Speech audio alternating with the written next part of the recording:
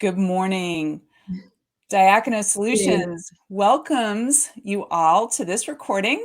This morning we are talking with Dr. Dawn Kilian. We are honoring Dawn with a named scholarship for 2022.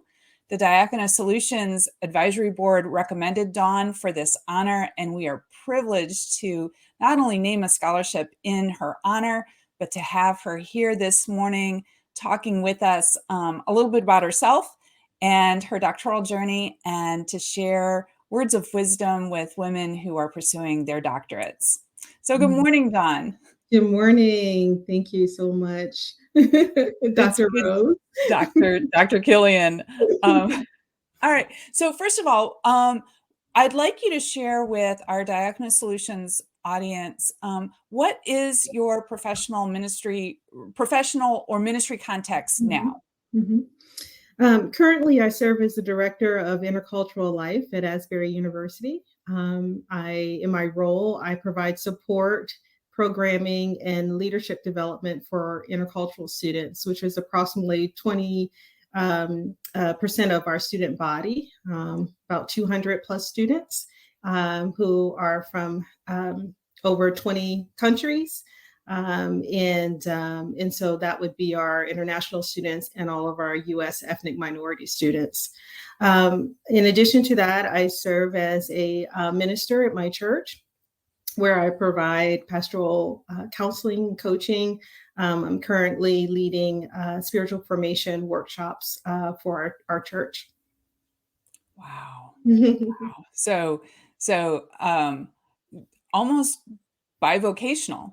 Yes. You've got a day job and a weekend job, it sounds like. Yes. And in my spare time, I do some ministry coaching for missionaries through my private practice. Very nice. Very nice.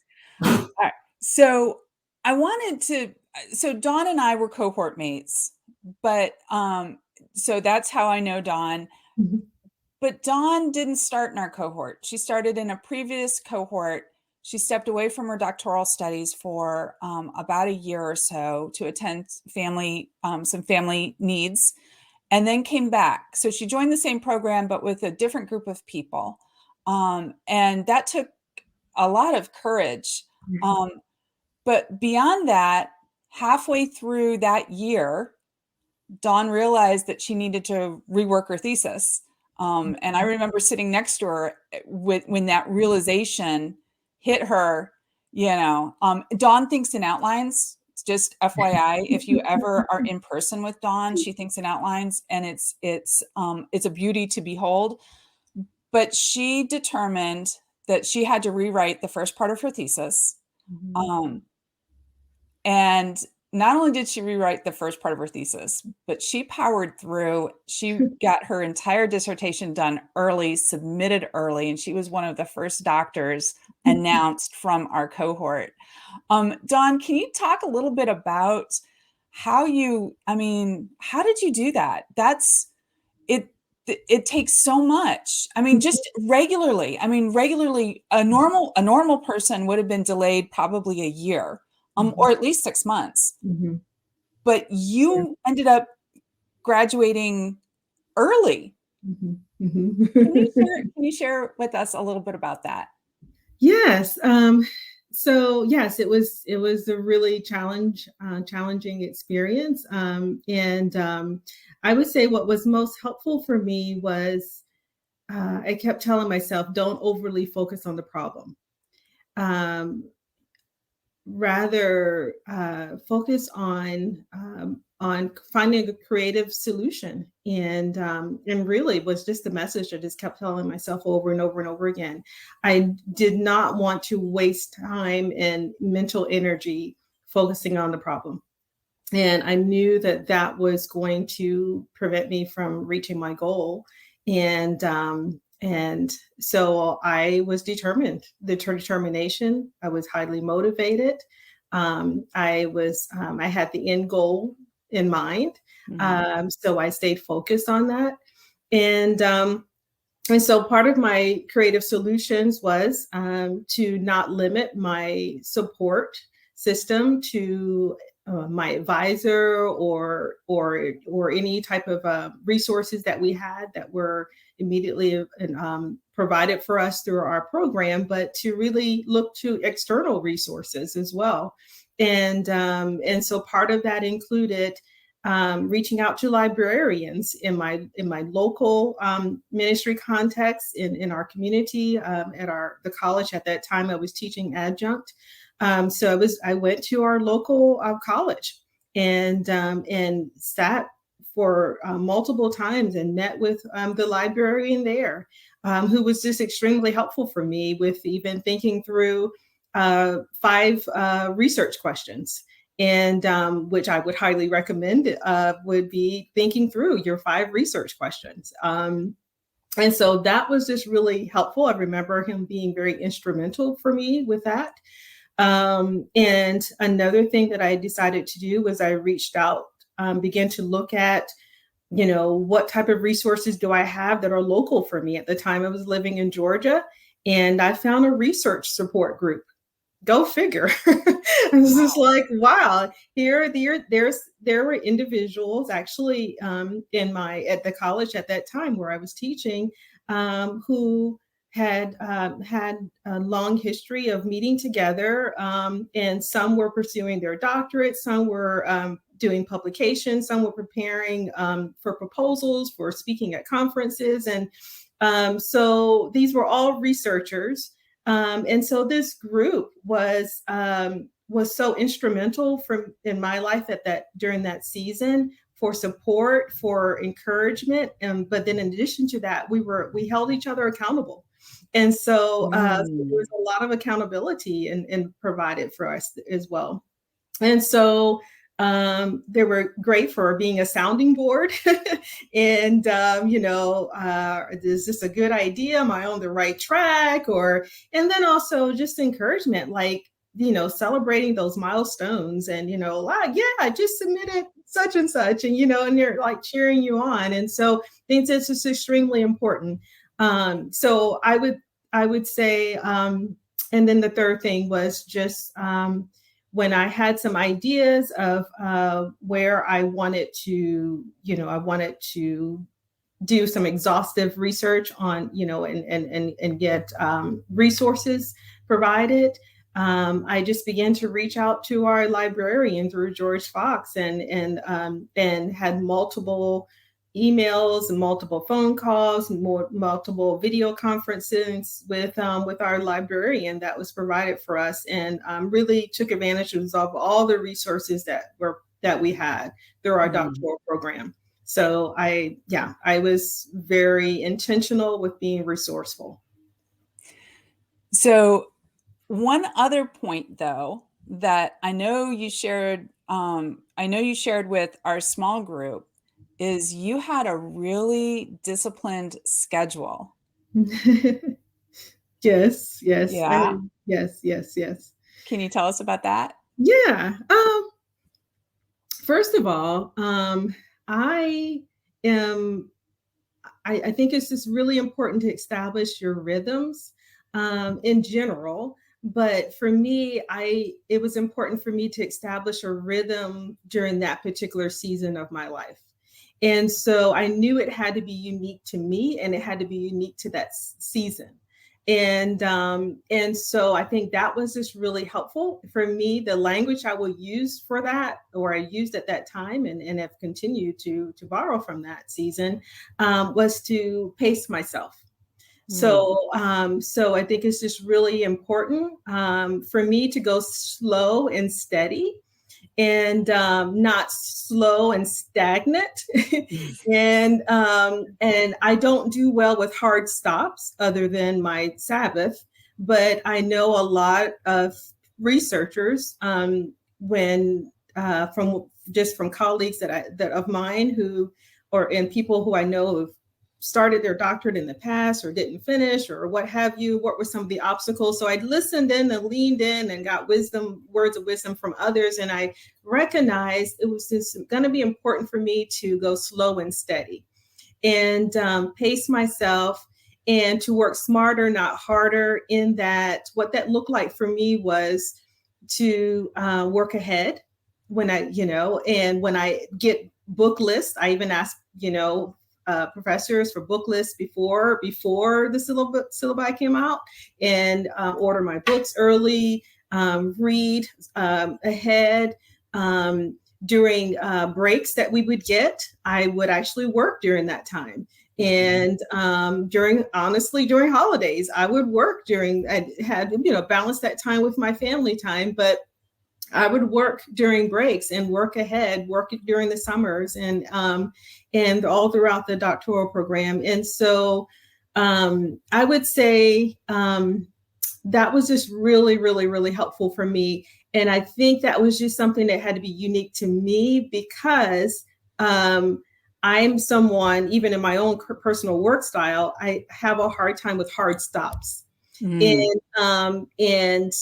then not necessarily the stopping, but the re-entry phase. And so there takes so much momentum and motivation to get started again. And so for me, I was like, oh, that's not going to work well for me if I have these hard stops during breaks or what have you. So I find myself, it's easier to go at a slow and steady pace. And other than my Sabbath once a week, I tend to just keep going and keep the process moving along. I found that to be really, really helpful for me. And I would say a second thing was it was important for me to create a system. And so my system, and I'm a highly visual person, so I actually visualize puzzle making. And so I actually thought of, okay, here's the beginning of my research. Here are all these puzzle pieces. These are pieces or all my ideas that I have going into this. And we have a plethora of ideas, right? Coming, information overload. All these piles of books surrounded of resources all around us. But then you have to figure out what pieces fit this puzzle. What pieces do not belong to this puzzle. And what that I need to toss aside. Said they're great pieces of puzzle. They look decorative. They look interesting. They look shiny. I might want to read this more, but this is going to waste my time. But these pieces do not fit. Don't try to keep trying to fit puzzle pieces to this puzzle that don't belong to this puzzle. And I would say that was just really helpful for me to keep that visual in mind. So I would put those pieces aside, those books aside, not even within my sight lines. And that helped me to narrow my focus on what I needed to be researching and studying. And then I would organize my books accordingly. And so I would say that was just really helpful, was to visualize that. So that was like my phase one of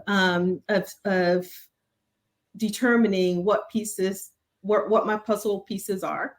And then the next phase for me was beginning to develop the framework for the puzzle. And so for me, that looked like my outline, and not just a random kind of, ideas, but to have an outline, a substantive outline. And so that was just really, really helpful to, again, narrow my focus on the things that I needed to be targeting. And then, I would just say that was just really helpful. And then it just helped to put all the other pieces together. And when I began to assemble the puzzle, I focused on one section at a time. So when we think about our dissertation phase, we have chapter 1, chapter 2 accordingly. So each section of that puzzle was represented a chapter that I needed to work on. And so I literally went full all the way through this whole puzzle piece, was this really, it's helped me to complete the puzzle, was to complete the whole picture. And then celebrate at the end. I can see this whole picture. I could see it visually coming together. And that helped fuel my passion and my motivation. So part of your system is you had a daily rhythm though to it also, Mhm. didn't you? Mhm. Yes, yes, yes.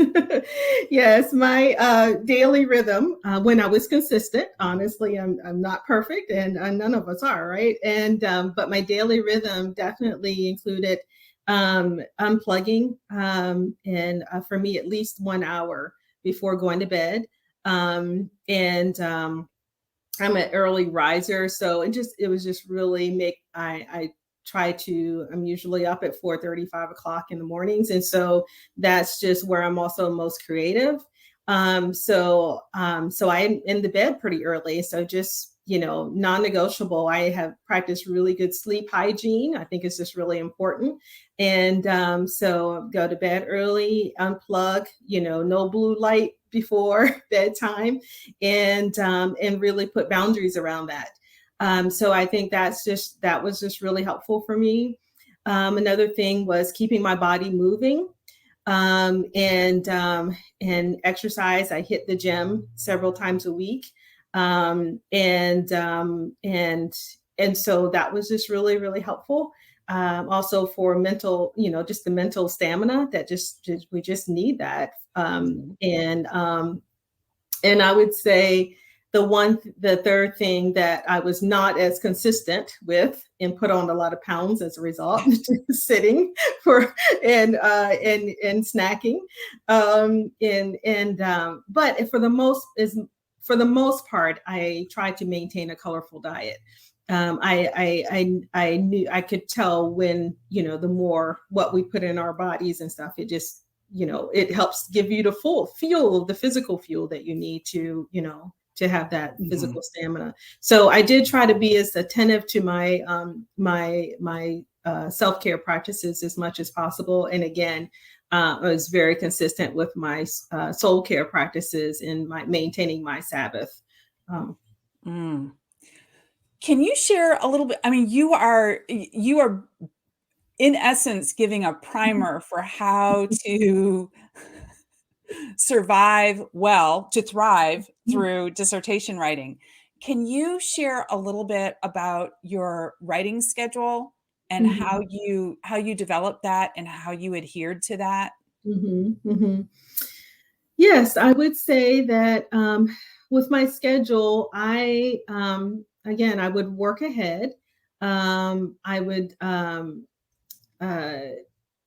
when we were in the dissertation phase, I would submit a chapter to my advisor. While I submitted it to him, I began to immediately work ahead I kept the process moving. It was so important for me to keep the process moving. Okay, he has it. I submit it to him. I'm not going to think about it, however long he takes to read it and give feedback, but I'm going to start working now on chapter 2. And then and at the same time that I sent it to my advisor, I also sent it to my reader, and so that my reader Mm. was reading it, with for for different reasons. They were looking at Mhm. specific things that I was asking them to do, whether it's citations or reading it for content or what have you. And my advisor was reading it with a different set of eyes, Mhm. different lens. And so I had different people reading it from multiple vantage points, and gave me feedback. And so it was just really helpful. And then at the very end, I took the feedback from my editor, and and made those tweaks at the end. I didn't waste time making those tweaks throughout the process, if that makes sense. Wow. Mhm, Wow. That is wow. Okay, because I know I would go back mhm. and you're right, it's time Mhm. consuming. It is. It's time Yes. consuming. Yes. I didn't care about citations at that time. I was Okay. like, we'll figure that out later. And part of that was because my editor had requested it, information, all that before, send me a chapter at a time because it worked best for their schedule. Okay. And then they gave me feedback accordingly, but I didn't touch it until the end. I wanted to focus on the content to make certain that I had what I needed, in terms of the actual writing itself. Okay. So when you were writing, you said that you're an early person. Mhm. What time did you get into your office to start writing your dissertation? Yes. So I usually have my devotional time between 4:30 and 5:30. Then I hit the gym. So I would say in my teaching at that time, I was teaching adjunct and doing private practice work. And so more in the afternoons. So my office hours would have started probably around about 8. And yeah, around And you about would work until noon? Yes, One? and then I take a break. Even though I was working it from home for that, and then I go on campus, teach my class, and then my coaching sessions that I do with clients is virtual. So I would communicate that with my family, like, okay, mom is home, but these are my office hours, and we would actually use that language, so okay, we can take a lunch break. I'm on lunch break or whatever, if they happen to be home, and they would know mom is, we can spend some family time during lunch breaks, or I would let them know when my break times were. I think that was just really helpful, just to make certain that that not only had the family support, but that I clearly communicated where I need it, and especially if part of your office is if your office is at home, it's hard to maintain. Those boundaries aren't necessarily going to be clearly Mhm. uh, just laid out for you. You have to communicate those, and kind of create that structure. So it was just really that really worked for me. Yeah, yeah. You had 2 teenagers at the time, right? I did, When you were yes. doing your dissertation? So, Mhm, yeah, mhm. that's Yes. yeah. Yeah, Yeah. yeah. No, I know that we were in awe of your system, and now to hear more about it is just really it's fascinating, because like I said, you're practically a textbook for how to do a dissertation in a healthy way. I mean, Yes, yes. that's the big thing. Mhm, mhm, That's the mhm, big thing is that, mhm, it doesn't matter if you get it, but you've lost mhm, your mhm, soul care and your health mhm, and mhm, your family mhm, along the way. So, mhm. Yes, yeah, yes. thank you. Mhm, Um, I think I missed this question at the beginning. So I'm gonna go back. Why did you choose to pursue a doctorate of ministry, or did you mhm, have a sense of call to mhm, a DMin? mhm. I pursued a doctorate of ministry because, well, a couple of reasons. I wanted, uh, even aside from the doctorate, I wanted to learn more about spiritual formation. Mhm. So I selected the DMin, yes, but particularly in the area of spiritual formation and leadership, which are two areas of discipline that are really important for me. And so I wanted to.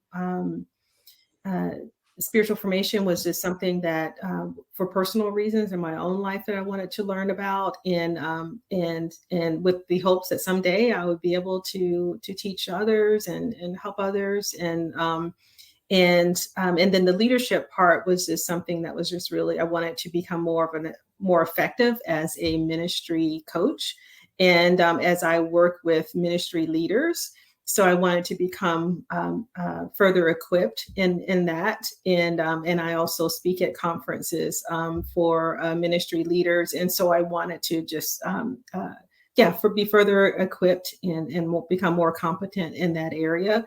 Um, and my dissertation, my audience is ministry leaders, and as my dissertation was on burnout prevention for ministry leaders, and um, so I that's why I chose to do the doctorate, because I wanted to contribute something that's unique in to the literature field, and that would meet the needs of ministry leaders, as many of my ministry leaders were on the verge of burnout, and so it was really important to me to research some additional resources and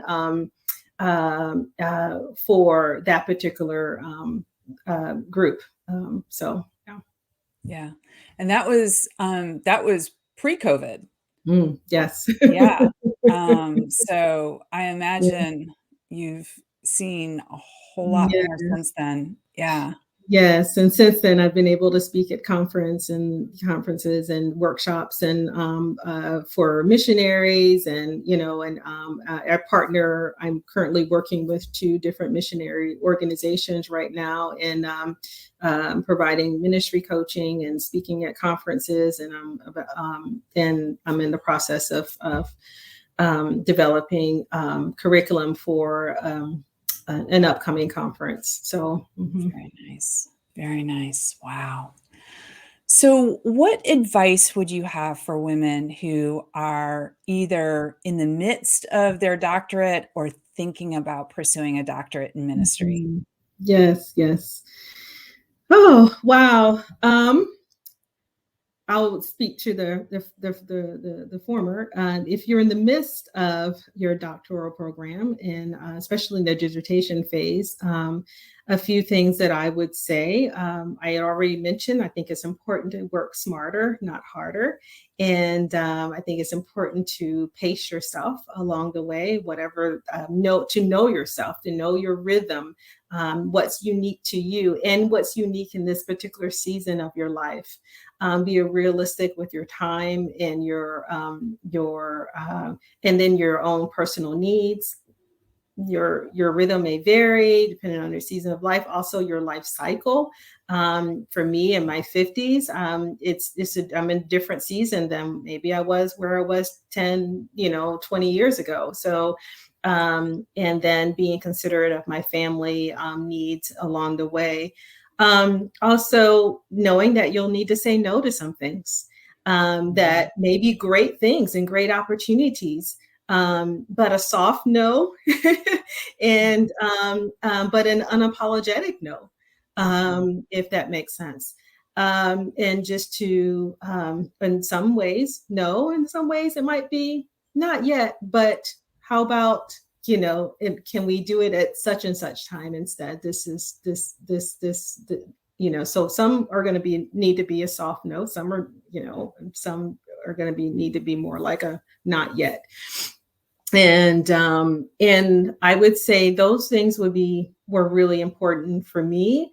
The unplugging before bed, I think, is just really important. And the 5 research questions. If you're in the middle of your dissertation right now, I would highly recommend for you, and if you hadn't thought about this, because I hadn't before, someone had, the librarian had suggested to me to think through those 5 research questions. And so just for example, in addition to what is your topic, first one would be, what is your topic? But then second, why is this important to you? Why does this matter? Not only why is it important to you, but why does it matter? Why is this, why do you see this as a problem? And then, and then 3, how are you going to contribute to this discussion, to this, how is your research unique to the literature field? I think the key word there is unique. So if I'm studying burnout, and there's plethora of information on burnout, but what is my unique contribution to that? And who is your audience? Would be another piece. Who's the intended audience? And so for me, it was, again, I'm a visual person, so I'm visualizing my audience. I have my audience in mind along the way as I'm writing. Another thing that was important for me were bookends, making certain that I had strong bookends. And the bookends are like the beginning of each section of your dissertation, making certain that those are strong, that as you do, is it grabbing the attention of the reader as they're opening and they're reading the first section of chapter 1, and is it going, and then the bookend on the end of chapter 1, is it strong, is it compelling enough that's going to make your reader feel motivated to turn the page to chapter 2. And so having those strong bookends and transitional statement and phrases is so important, I believe. And I would say, I jotted down a couple of notes. And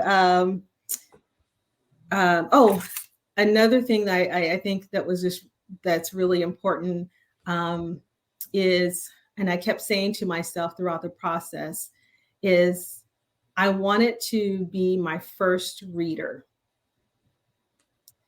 And so I thought not only as a writer, but also as a reader. And I would compare this to sermon prep. So when I'm preaching a sermon or I'm presenting at a conference, a workshop, or what have you, I prepare myself in such a way that I'm sitting in that audience, and that I'm not only the writer, but I am, and I tell myself, I tell God all the time, this sermon is for me first before it's for everybody else that I'm preaching to in this congregation. So likewise, I would say that this, the dissertation on ministry burnout prevention, it speaks to me first. I'm my reader. I'm the audience first, and I wanted to live out the very things that I'm reading and researching about with integrity. So for me, it was more of an integrity issue, and whether it's a sermon prep or a dissertation or what have you. And so being both the reader and the writer, and when I viewed it from that perspective, that actually fueled my passion for the work that I was doing, and it gave me the motivation that I needed to complete it.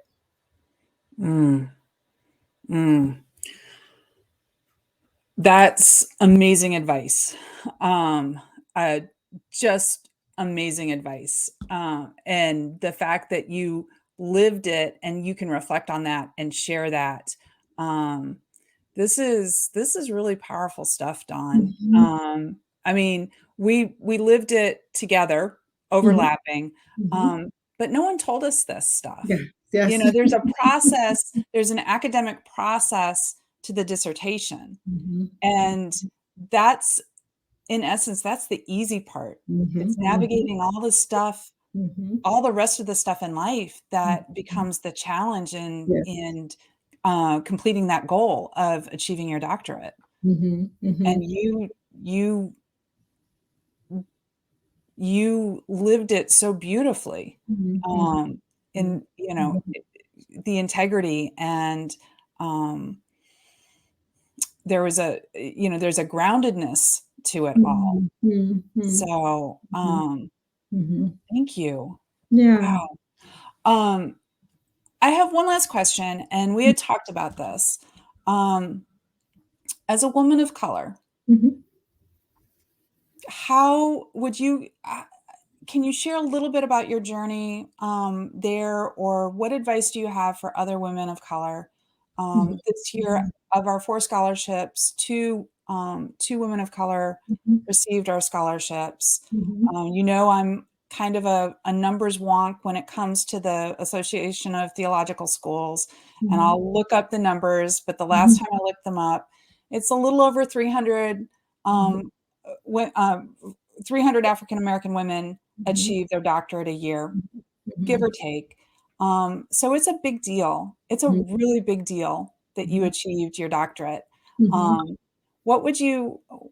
you speak a little bit about that, if you'd like to? Oh, yes, absolutely. Well, I would say, first and foremost, I'm a first-gen student. I think that's an important component of this. And as I work at a college, I work very closely with our first-gen students, and so just and recognizing the barriers, the obstacles, the multi-layered obstacles that exist for students, and particularly not only first gen students, but particularly first gen students of color. And so I would say for me, reflecting on my childhood, my dad was an educator. He's from the South, and so born in the 30s during a time where he was not legalized for him to get an education. He had to travel to the North to get his college degree, and he came back to our community in the South, in our county, and made the difference, and became the first Black businessman in our county. And he launched the first Head Start program in our county.